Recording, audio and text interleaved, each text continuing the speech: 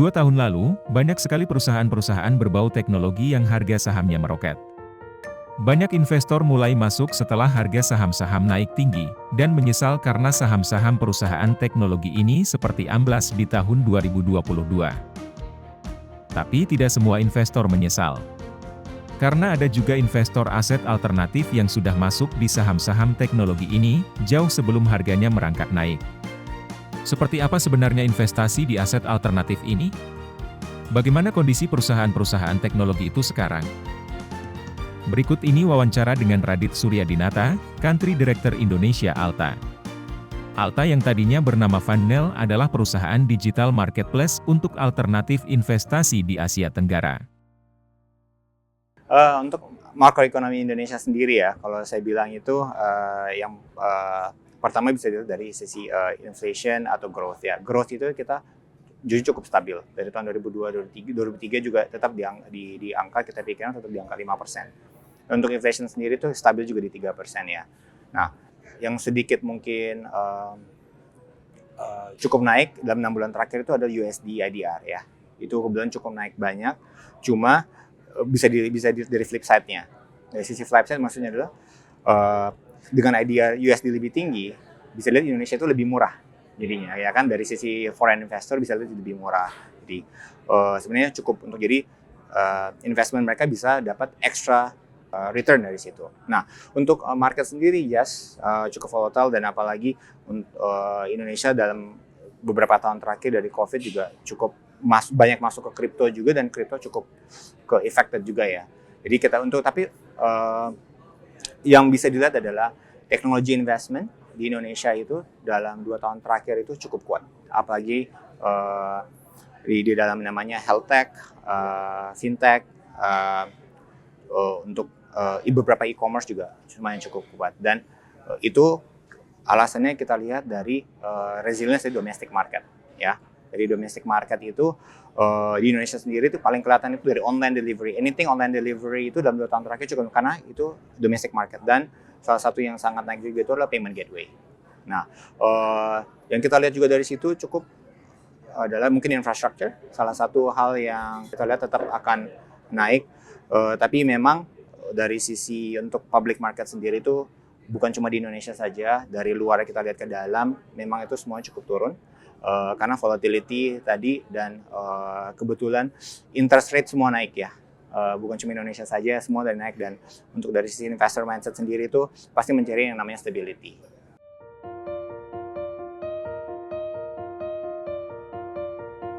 Resiko investasi itu sebenarnya bukan cuma Indonesia, cukup spesifik Indonesia saja ya. Kebetulan Indonesia itu sangat interconnected dengan global investment ya. Apapun yang terjadi di dalam 2 tahun terakhir, salah satu yang sangat diuntungkan Indonesia sendiri adalah komoditi. Ya, komoditi Indonesia sangat enjoy very good growth ya last year. Dan untuk teknologi sendiri pun, untuk yang Indonesia pun sangat-sangat bagus gitu kan dalam 2 tahun terakhir. Jadi untuk resiko sendiri sedang masih sama Indonesia dan negara-negara lainnya. Jadi untuk kripto juga Indonesia 2 tahun terakhir sangat-sangat masuk ke dalam, dan sekarang Indonesia karena kebetulan exposure-nya dari investor Indonesia itu banyak sama dengan yang di luar. Jadi bisa dibilang itu Indonesia itu masih cukup sama dengan yang di luar.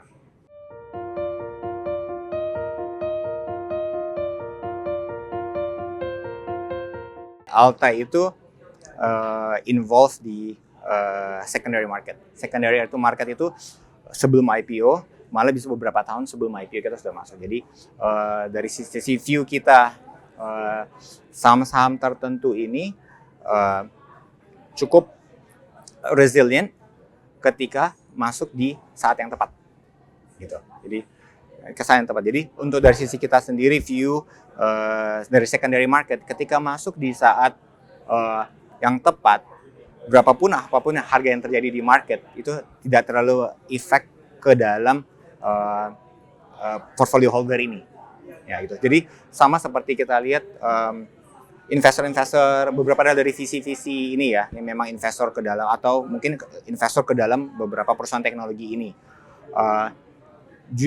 Kalau melihat dari return mereka safe, karena mereka masuk dari beberapa waktu yang cukup lama, atau mungkin tidak terlalu, mungkin dalam 2-3 tahun terakhir dengan nilai masuk yang masih cukup reasonable.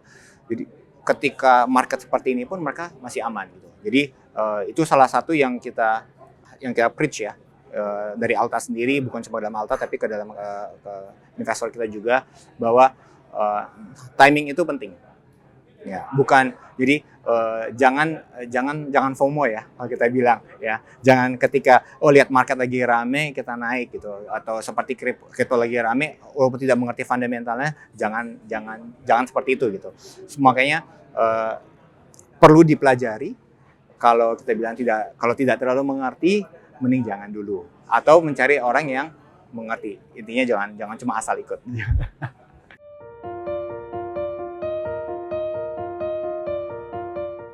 Yang mungkin yang lagi rada-rada dalam beberapa tahun terakhir ini cukup naik terus itu, saya bilang tadi itu anything related ke online groceries ya. Karena accessibility itu masih sangat penting di Indonesia. Yang fintech masih cukup naik di Indonesia juga. Health tech masih perlu ada breakthrough lagi. Jadi masih beberapa hal yang dikerjakan dalam beberapa tahun ini. Hal-hal ini tuh mereka sudah cater masalah yang kemarin. Sekarang masalah yang kemarin sudah selesai, jadi sekarang masih ada room to grow untuk future solution. Jadi untuk di Indonesia sendiri, kebetulan perusahaan-perusahaan ini masih cukup muda ya, dan masih banyak lagi hal yang very Indonesia specific yang bisa dicari solusinya.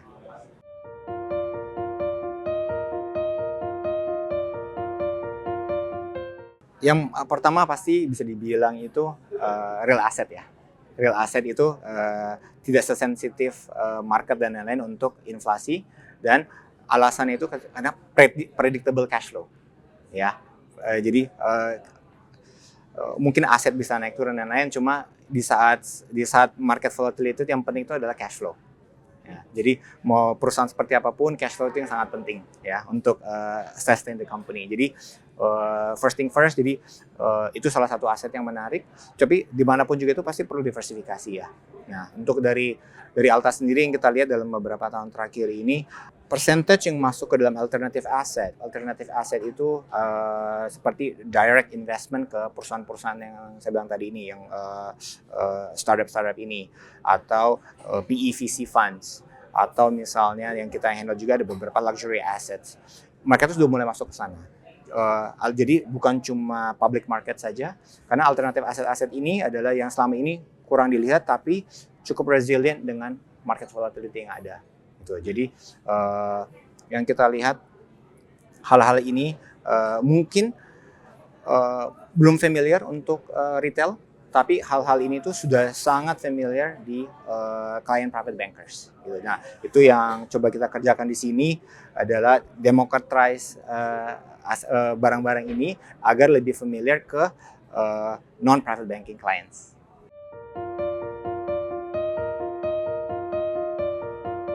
Alternative asset itu yang saya bilang tadi, direct investment ke company-company yang startups ini. Startup itu bukan berarti yang baru mulai saja ya. Ada beberapa yang mungkin sudah lebih stabil, bisa masuk ke dalam juga. Ada PE/VC funds, dan ada juga namanya kalau dari kita bilang yang kita kerjakan itu asset backed securities, aset yang ada barang realnya, luxury assets. Beberapa hal ini sudah ada di Indonesia. Untuk PE/VC funds sebenarnya di Indonesia sudah ada ya. Tapi untuk real asset juga sudah ada ya. Tapi untuk ada beberapa hal yang lain itu sayangnya harus keluar karena beberapa hal ini tuh dikontrol oleh di luar. Jadi memang masih harus beberapa sudah di Indonesia dan beberapa masih harus ke luar negeri. PE/VC funds di Indonesia sudah banyak ya. Beberapa nama-nama di Indonesia itu apalagi untuk VC di Indonesia itu mereka sudah base-nya di Indonesia. Jadi mereka tidak perlu keluar negeri lagi untuk akses hal-hal seperti ini gitu. Untuk aset luxury asset sendiri mungkin sudah ada, tapi mungkin limit masih belum di structure seperti di luar. Bisa mungkin langsung beli barangnya langsung, atau jadi masih hold private lah, masih belum melalui institutional gitu di Indonesia. Untuk potensi sendiri cukup besar ya, karena bisa dibilang itu untuk investor Indonesia sendiri itu ketika mereka mencari investor ini, mereka harus keluar dulu untuk mencari barang-barang ini, walaupun barang-barang itu sendiri adalah karya Indonesia.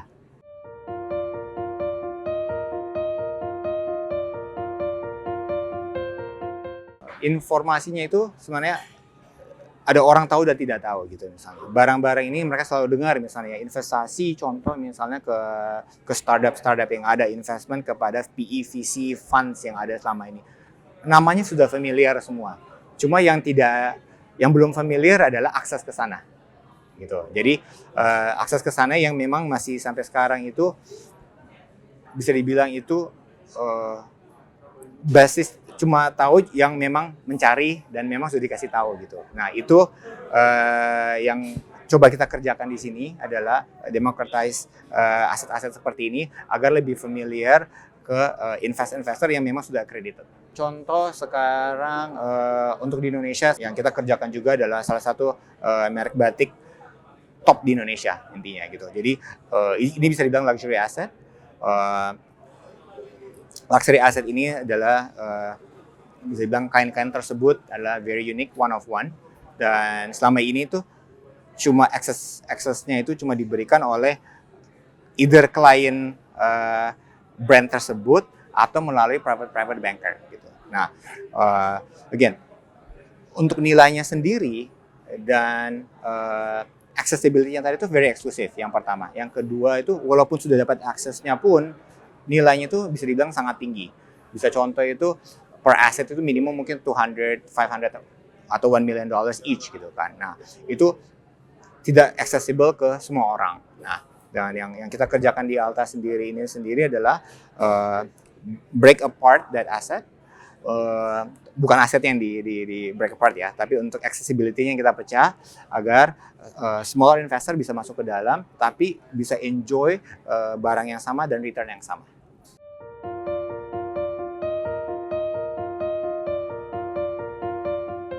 Untuk Alta sendiri kita kebetulan bergerak di hal alternative investment ya. Dalam 6 tahun terakhir kita sudah transaksi itu sekitar $600 juta. Nah, semuanya itu masuk ke dalam alternative asset. Nah, jadi kalau dibilang marketnya sendiri itu investor kita bilang dari Indonesia mungkin sekitar 20 atau 35% dari itu. Dari masuk di Indonesia. Angkanya mungkin saya harus confirm lagi ke tim. Dari investor Indonesia itu segitu besar. Lumayan cukup besar. Indonesia itu saya harus confirm angkanya sekitar $70 juta itu untuk Indonesian deals. Total Indonesian deals. Nah, total deal yang kita pernah sudah mandate yang sudah kita kerjakan itu sekitar 22 billion USD. Cuma total transaction yang finalized dikerjakan itu 600 juta. Kalau dibilang jenisnya seperti apa, sebenarnya cuma ada beberapa tadi. PVC funds, direct investment ke company-nya atau secondaries tadi, dan luxury assets. Cuma itu saja. Yang paling banyak itu tetap dibilang itu investment direct ke company langsung dan PVC funds. Majority itu nama-nama Indonesia, setengahnya, tapi ada beberapa, salah satu contohnya GoTo, Bukalapak, dan ada untuk nama-nama internasional itu bisa dibilang namanya SpaceX, bisa atau ByteDance. ByteDance orang mengerti mungkin TikTok-nya, cuma yang punyanya itu ByteDance-nya. Jadi investment ke nama-nama seperti ini. Gitu. Jadi selama ini orang mungkin ByteDance kan TikTok kan private company, cara invest atau SpaceX private company, cara invest ke sana bagaimana? Nah, dari kita ada accessibility untuk bisa masuk ke dalam perusahaan-perusahaan ini. Untuk kita kebetulan kita mainnya kemampuan teknologi dengan alasan adalah karena ini masih aset baru dan yang aksesnya itu kepada investor itu masih sangat-sangat jarang. Dan kebetulan kita memang dari 6 tahun lalu kita sudah mulai masuk ke teknologi dan kita lumayan in-depth di teknologi.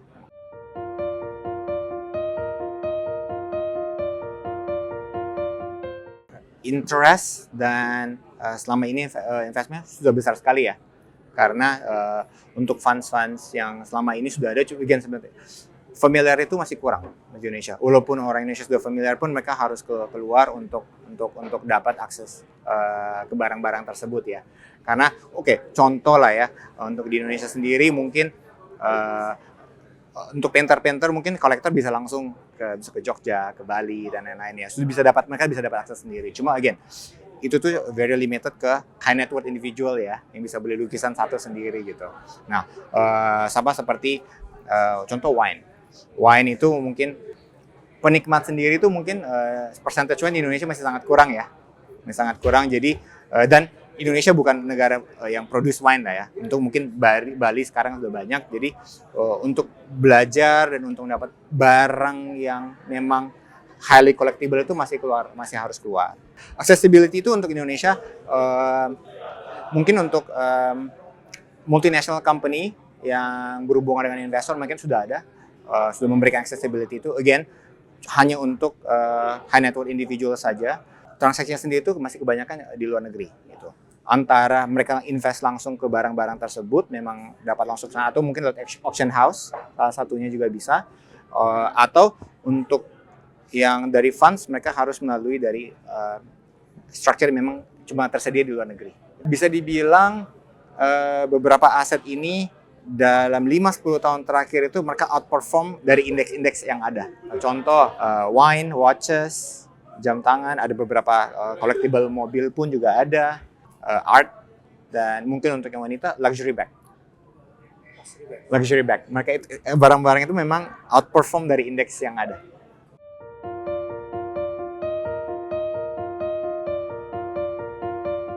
Kalau kita bilang sih dari kita sendiri, kita sangat senang dengan direct investment, dari antar direct investment kepada startup tadi itu, dan secondary investment ke technology company sini. Alasannya adalah technology company ini create changes ya, memang in the world, dan memang membuat accessibility, dan dari sana itu banyak bisa unlock value yang bisa dikerjakan dari situ.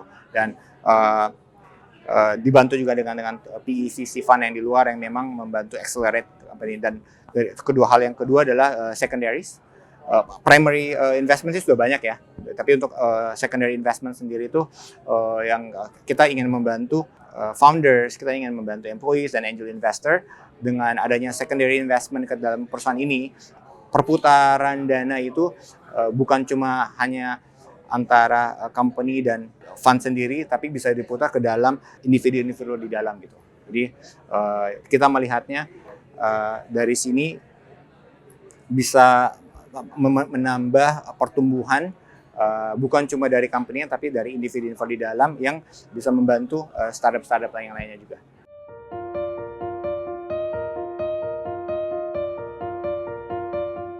Setiap tahun berubah ya, karena mungkin during COVID, health tech mungkin yang salah satu yang menarik ya. Online deliveries juga, semua itu pasti menarik. Tapi mungkin untuk tahun ini dan tahun ke depan, fintech kita selalu tetap kita lihat. Financial inclusion sendiri pun Indonesia masih sangat di awal ya. Kita masih harus support ke sana. ESG, ya ESG untuk Indonesia sendiri itu masih sangat, kita baru mulai ya ke sana. Untuk waste management sendiri kita juga Indonesia masih sangat perlu organik, dan education pasti kita masih sangat perlukan di sana. Jadi bukan cuma hanya online education saja, tapi lebih mungkin dari sisi accessibility dan material sendiri itu masih harus diperlukan breakthrough. Kita harus lihatnya itu Indonesia spesifik ya. Jadi bukan melihat apa yang terjadi di luar dan kita harus kerjakan di Indonesia gitu. Jadi kita harus melihat sendiri apa di bank itu kita namanya know your customer ya.